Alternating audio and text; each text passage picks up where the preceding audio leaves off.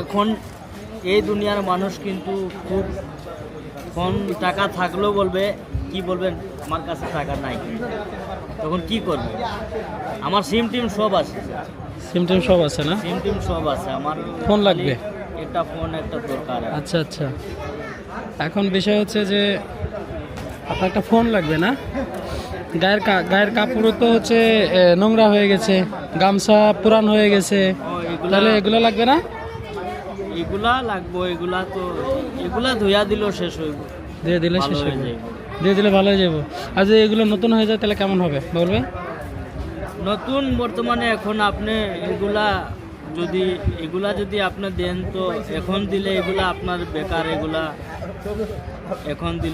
এখন না দিয়ে যদি কোনো একটা অনুষ্ঠানে যদি দেন এটা একটা ভালো হইব। অনুষ্ঠানে আবার দিব, কিন্তু আমার কাছে মনে হচ্ছে এগুলো চেঞ্জ করতে হবে, মনে হচ্ছে এগুলো চেঞ্জ করতে হবে।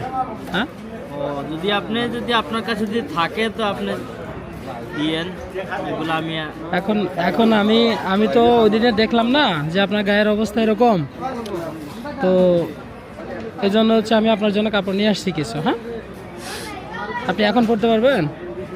এখন হ্যাঁ, এখন পড়লে দর্শক আপনারা দেখতে পাচ্ছেন যে বাবুল ভাই উনি দীর্ঘ 7 দিন যাবত অসুস্থ ছিল, ওনার সাথে কোনো যোগাযোগ করতে পারে নাই। পরে কালকে রাত্রে ওনার বাসায় গিয়েছিলাম, সেই আপনার হচ্ছে গগন টেলা চা বাগানের ভিতরে, অনেক কর্দমুক্ত রাস্তা, তো দেখে তার হালকিকত জানলাম। তারপরে হচ্ছে তাকে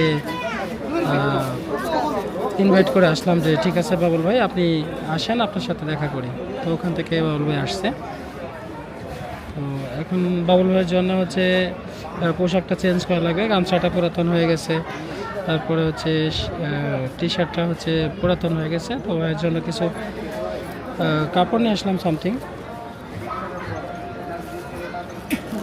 বাবুল ভাই ভাই আপনি হচ্ছে এখন এটা চেঞ্জ করবেন, হ্যাঁ? এদিকে আপনাকে তাকান।